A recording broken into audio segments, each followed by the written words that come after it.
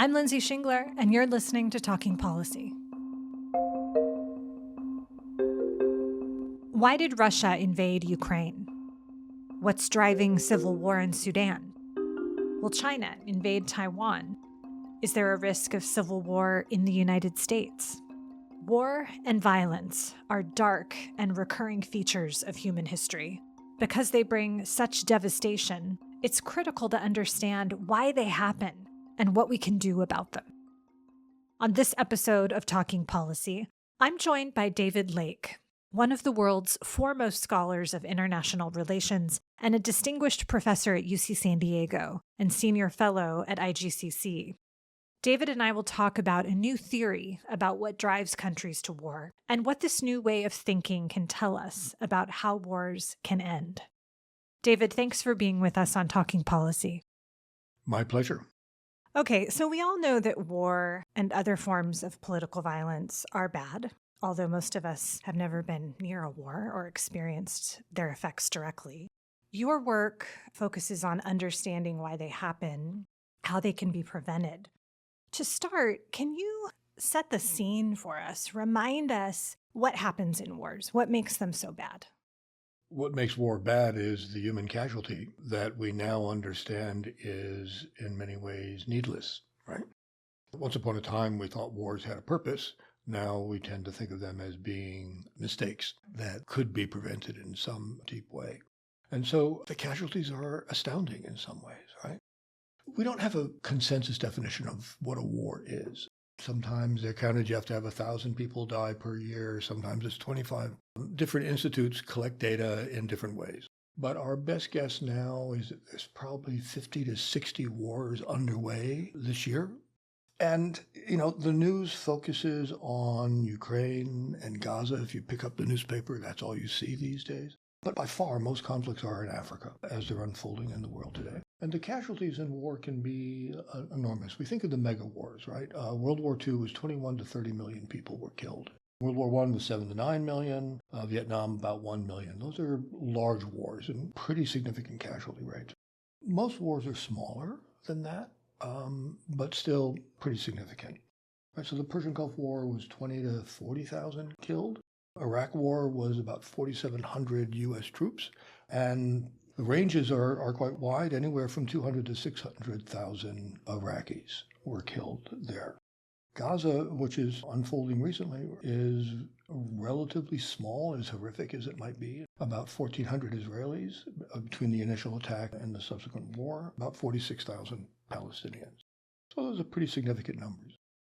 Wars drag on sometimes for a long time, but here's a figure that might make it more real. 170 million people are now displaced by violence, by war, either civil war or interstate war. That's a fairly substantial fraction of the global population living outside of their home as a result of conflict. These aren't the actual combatants. These aren't the soldiers or the militia groups or the rebels who are actually fighting. These are innocent people who are caught up in the violence that's surrounding them and have been forced to flee from their homes, their communities, their support networks, and have moved across the border to another country. So it gives you a sense of what goes on. Lives are disrupted. People are forced to leave their homelands in a serious, sometimes long-standing way. You have been a scholar of international relations for more than 4 decades and are very well known for your work on international relations and conflict and peace. Give us a little bit of your background, help our listeners kind of get a sense for who you are. Why are you interested in matters of war and peace? I was politically socialized at the tail end of the Vietnam War. I am still young enough to say that I missed the draft by a couple of years.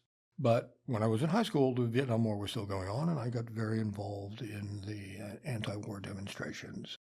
It planted the seed of interest, but for some reason I've always been fascinated, perplexed, disturbed by large-scale conflict.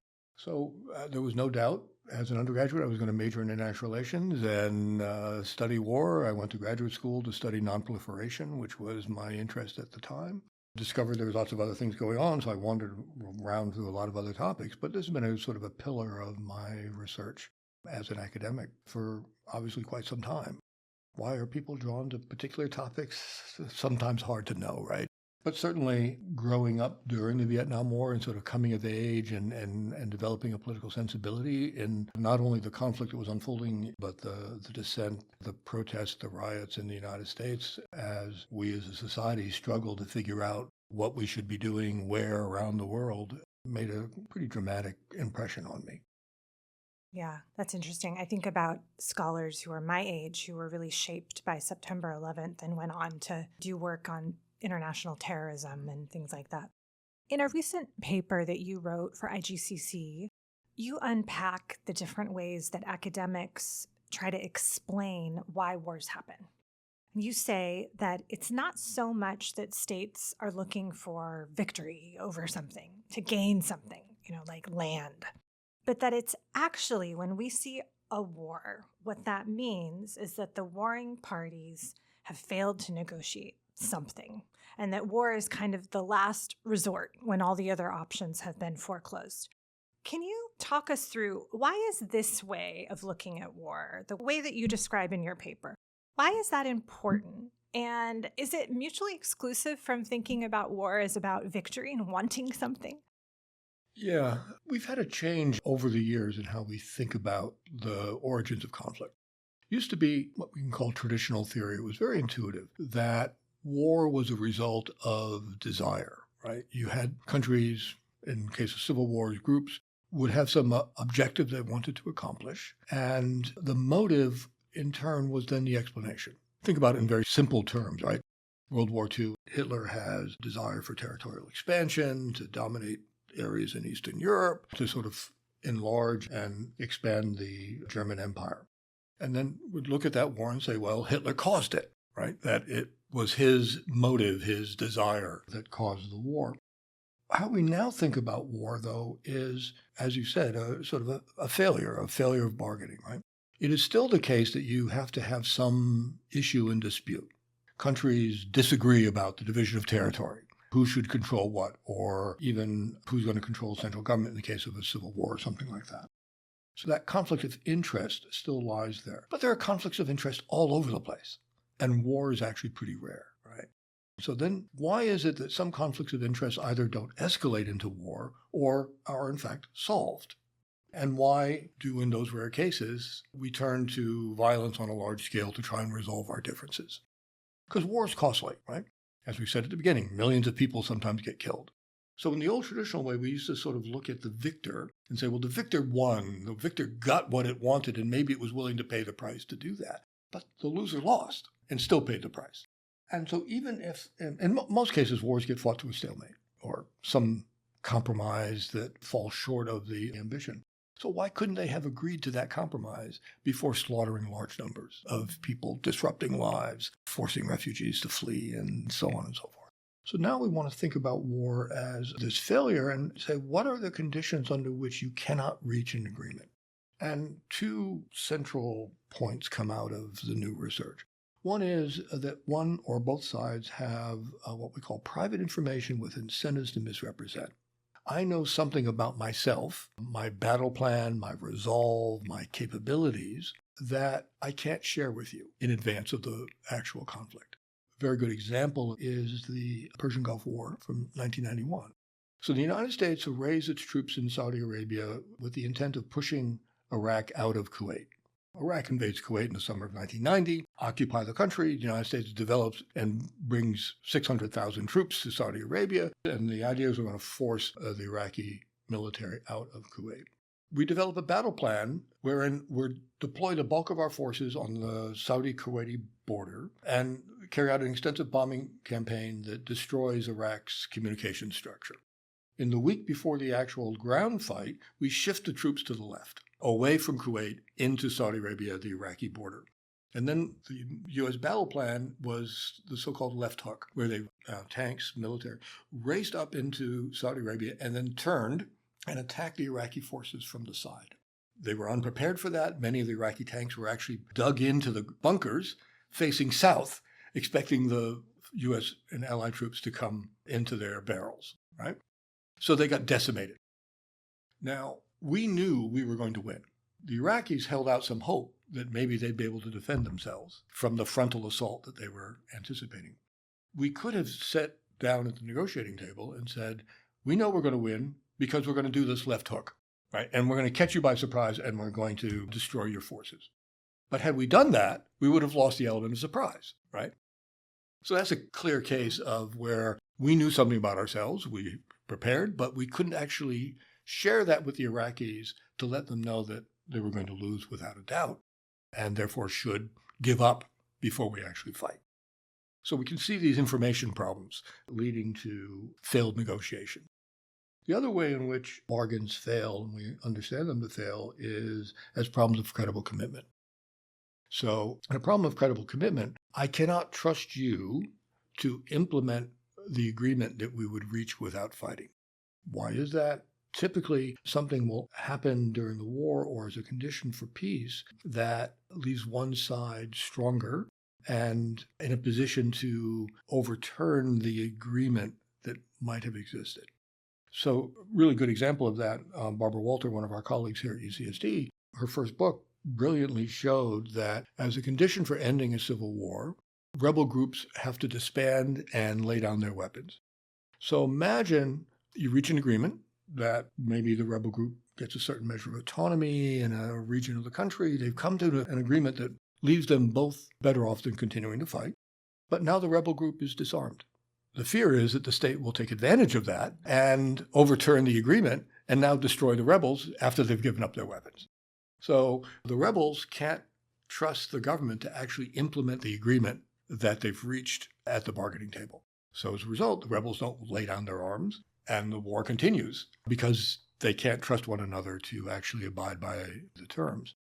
The way out of that is either victory by one side, which Barb Walter finds that that's the most typical outcome of a civil war, or some form of third-party enforcement to ensure that the parties actually honor the agreement once it's reached. So in this way, we've sort of reconceptualized war as not just a motive. Motive is important, right? There has to be something you disagree about. But what are the conditions that prevent us from reaching agreements in an efficient way beforehand? It's interesting. I mean, thinking about the war, one of the wars that's on our minds a lot, looking ahead to the third anniversary of Russia's invasion of Ukraine, it's hard to envision, some negotiated pre-war settlement, like Ukraine agreeing to give up some of its territory to Russia in advance, anticipating how costly a war of attrition would be. It's just hard to imagine that happening. Yeah, so look, one of the things that's hardest to know in advance is the issue of resolve. In the case of Ukraine, it was very hard for anyone in advance to know just how committed the Ukrainians were to keeping their country democratic and Western-oriented and how committed they were to actually fighting and what their capabilities were. Making it even more difficult to anticipate was what was the West, the United States and Europe, going to do to back Ukraine and just how much support they would have.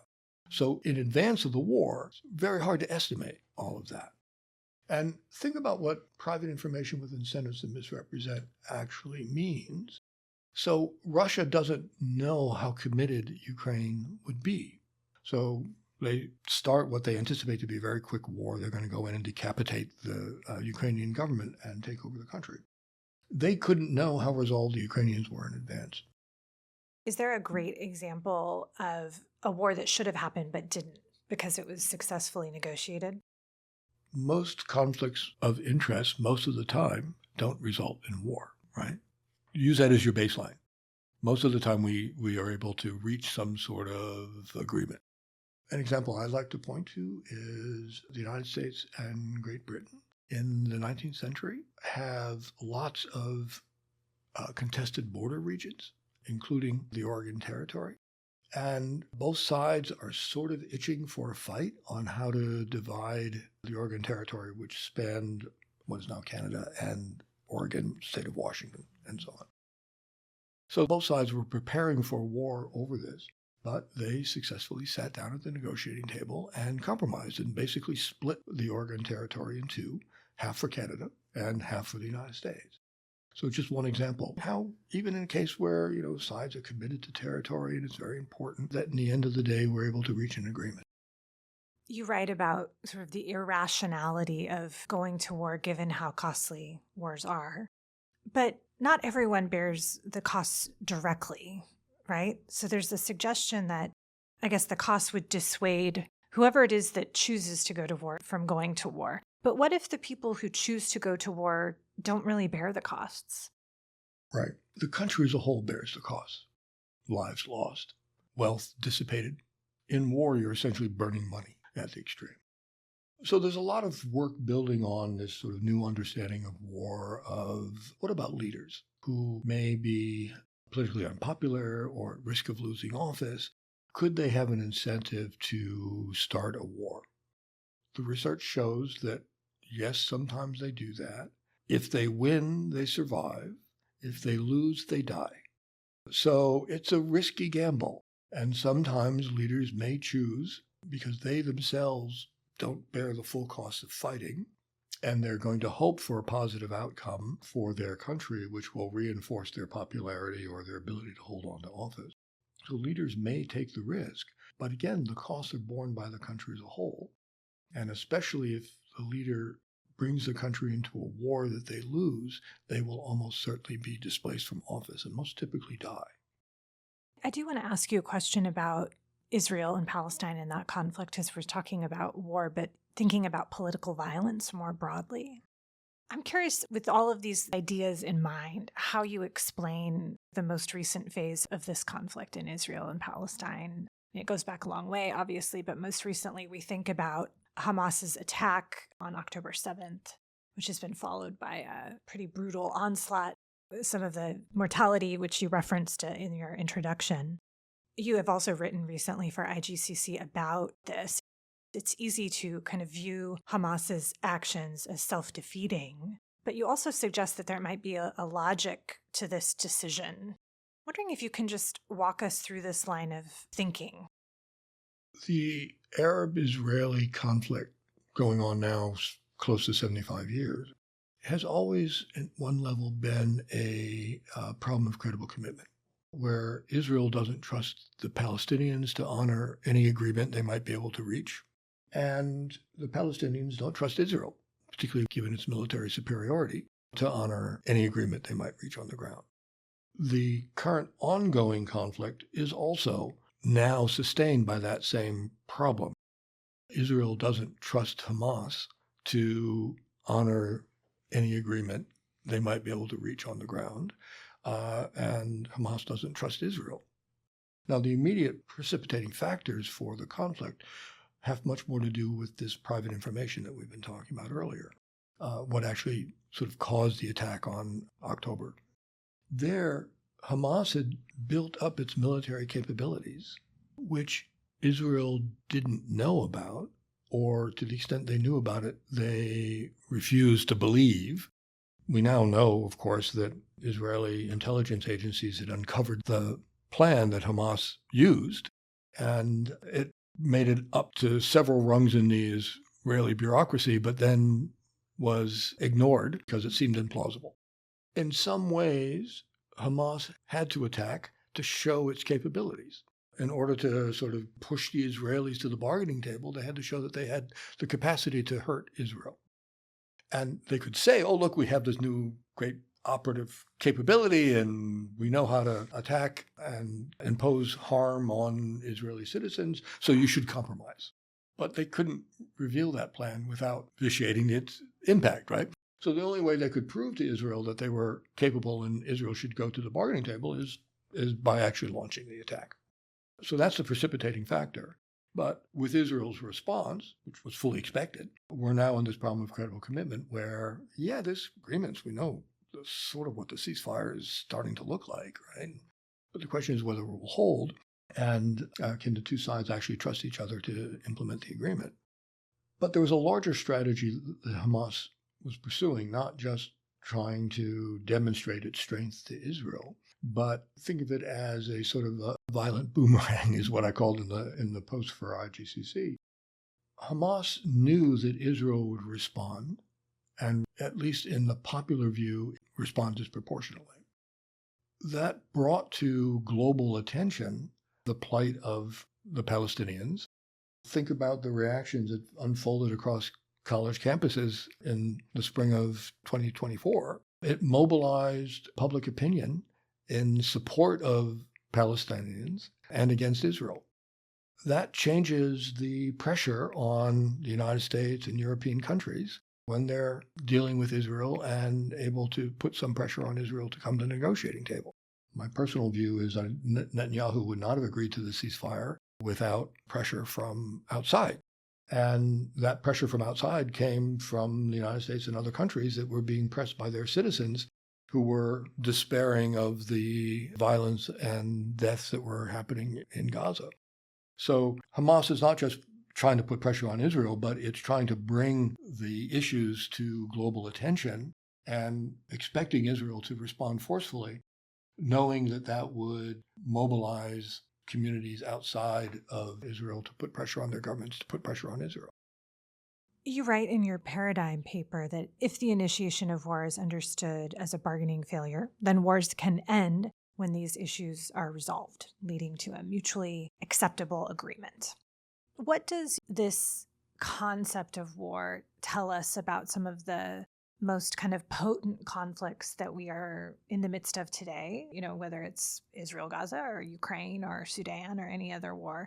And I'm curious what it might tell us, too, about some of the conflicts that many are worried about or anticipating. Like here at IGCC, we think a lot about China, and we have done podcast episodes asking the question, is China going to invade Taiwan?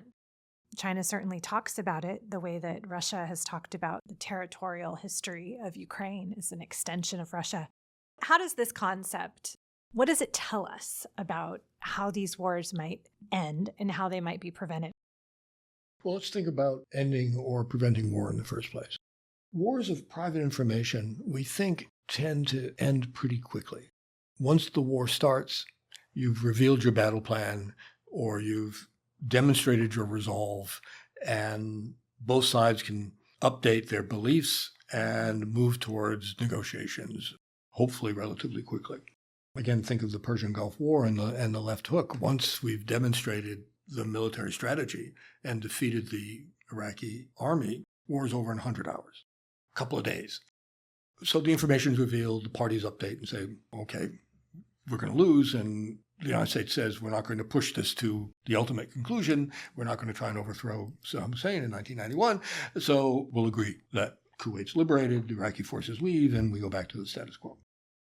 Even within that, though, wars of information can be potentially avoided and or brought to an earlier conclusion through mediation. Some interesting studies show that a good mediator can extract the information from both sides and be able to help the parties reveal the information that they have so that they can come to a compromise agreement either before the conflict starts or relatively quickly, right? We're still working on that. Lots of questions to be answered, but this is the big hope in those cases, that we can reduce the propensity for war by eliciting greater information from both parties. And this is a main pillar of the explanation for why democratic countries tend not to fight one another, is that they're more transparent, they're more open. So it's not that there are no conflicts of interest between democratic countries, but we're able to avoid conflict because the transparency of the political systems allow information to be shared and used to sort of help resolve differences before they get too acute. Problems of credible commitment are a little bit harder to resolve here. I said before that they tend to end in one of two ways, which is either total victory by one side or some kind of third-party enforcement. That's true for civil wars very clearly, true for interstate wars as well. And why they go to total victory is if I can't trust you to honor the agreement, I have to reduce your capacity to fight in the future. So not only do I have to sort of win immediately on the battlefield, but I have to destroy your capacity. And so you fight to the end, right? Where for at least the foreseeable future, I cannot imagine that you would have the capability to restart the war. And both sides are trying to do that to each other, and so you get these very long wars of attrition. The other way they end is by third-party enforcement, where the agreement is reached, and then some third party guarantees the agreement. The solution that's emerging for many of these is UN and other international organizations undertaking peacekeeping operations. There have been 70 some odd peacekeeping operations since the UN was created. There's 11 active ones now. And it can be everything from sort of policing the border to actually placing troops in between the warring parties to separate them. So that's emerging as a solution to these wars of credible commitment. Many of them go through international organizations, the UN or the Organization of African States, but there's also a role for individual countries, right? The United States sometimes has been able to guarantee peace agreements in civil wars in particular. So that's the great hope there. Those are two strategies that we believe have some effect in reducing the conflicts and ending them more quickly than they might otherwise. In terms of U.S. and China, the competition that's now unfolding, look, war is always a possibility. The tensions between the United States and China are real, right? There's conflicts of interest there. The big issue is what is the resolve on both sides, particularly if you want to think about Taiwan or the South China Sea. How committed is China to obtaining control, sovereignty over Taiwan? How much blood and treasure are they willing to spill in order to reclaim the island? Flip the question around. What's the U.S. commitment to Taiwan? We have a policy of strategic ambiguity, which we hope would deter China from attempting to retake Taiwan by force. But that ambiguity cuts both ways, right? It can deter, but it can also lead China to say, well, the United States isn't all that serious. We're cheap talk. We're just saying we have a commitment without drawing a clear line where, China, if you do this, then war will happen. So the big risk of war with China probably comes from these informational problems and questions of resolve, most importantly. Ken Waltz wrote a very famous book called Theory of International Politics. It's really a dissection of the Cold War and the competition between the United States and the Soviet Union. And he made the case there that in a bipolar world where there are two superpowers, two nuclear-armed superpowers, they paid very close attention to each other. They tried to know everything they could know about the other. And that actually reduced the risks of conflict between the two superpowers relative to the multipolar era where there were lots of great powers and shifting alliances and so on. A very murky system. Bipolarity is a little bit clearer. They're two big countries who can destroy each other, and they're going to spend a lot of energy trying to infer as much as they can about the other's intent, its resolve, its capabilities, and so on. So, the United States and China are paying now very close attention to one another and doing everything they can to learn about the other's intentions and to signal what they know and perhaps what they're willing to fight about. That's why my boss is so busy. Exactly. I was struck reading your paper at how analogous all the stuff that you describe is to just our own lives, and the way that we interact with people, the way that we fight, the way we hide our intentions, how messy it is, but how incredibly analogous it is. So if anyone thinks that they can't understand conflict at a global level, they probably can more than they think, because these dynamics play out in our own lives too.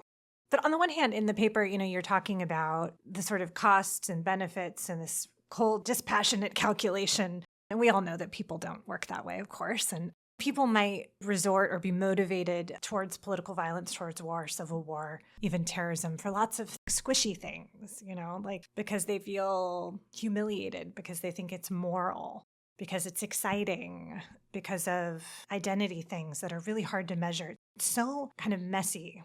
And I think of it almost like a bowl of spaghetti noodles where it's hard to disentangle, what is the key driver. And having studied it, for so long and so extensively, I'm curious, given how messy it can be, how hard it is to know as an outsider what's really going on.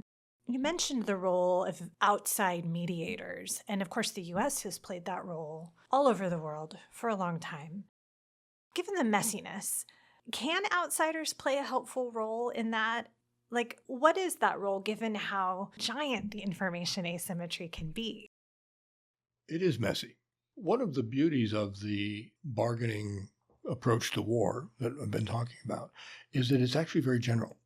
You're right that it applies to our daily lives. In undergraduate courses, I always walk them through the example of a conflict with their roommates. It's the same. Who's going to take out the garbage in the shared apartment, right? It's a conflict. Sometimes you have to break up with your roommate because you can't resolve those sorts of things. So the same ideas carry over from civil wars to interstate wars to rebellions, whatever it might be. And they are messy. Emotions, identity, all come into play here. One of the great frontiers for research, continuing in this direction, is to try and understand the role that irrationality, emotions, quick decision-making plays in pushing countries, groups over into actual conflict, trying to integrate some of the psychological perspectives with the bargaining model. That is the research frontier as it exists in the field now. But there's a special quality to war. Daniel Kahneman's famous book, Thinking Fast, Thinking Slow, distinguishes between our reptilian part of our brain, right, where we respond very quickly to assaults, to conflicts, where we respond very emotionally and very quickly without always thinking through the consequences. But there's the thinking slow part. When things really matter, you're going to sit down and think carefully about the consequences and try and anticipate the reactions of others to your actions and so on. So yeah, you might get in a screaming match with your roommate or partner, but you're much less likely to react emotionally and quickly, in my view, to going to war with another country where maybe you're going to kill 30 million people. To say that, that solves that sort of psychological dimension to decision-making, no. There's always the chance that somebody with their finger on a button can override rationality and careful decision-making. But the incredible costs that we talked about at the beginning do give us some reason to hope that emotions don't completely rule our thoughts when it comes to big decisions of war and peace. Do you think that the election of Donald Trump and the shifting global balance of power makes wars more likely in the future? That's a really hard question to answer. Trump has introduced a great deal of uncertainty into American foreign policy, sometimes described as the chaos president.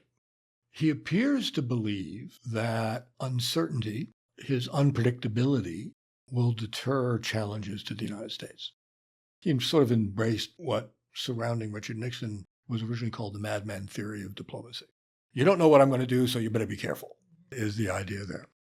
President Trump seems to be sort of engaged in a similar kind of exercise. But as I said earlier, unpredictability, uncertainty cuts both ways. Yes, it can deter, but it can also leave the opponent questioning your resolve. Will we defend Taiwan? Will we engage with Ukraine? Will we actually turn Gaza into the Riviera of the Mediterranean? What are we to infer about American intentions when uncertainty is intentionally increased?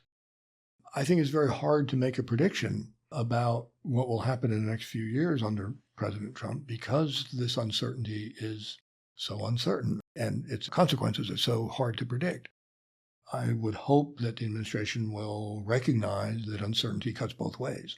It can deter, but it can also lead your opponents to make mistakes and challenge you when they otherwise would not.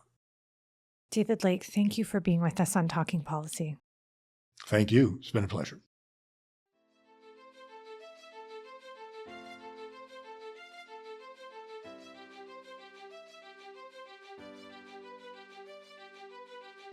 Thanks for listening to this episode of Talking Policy.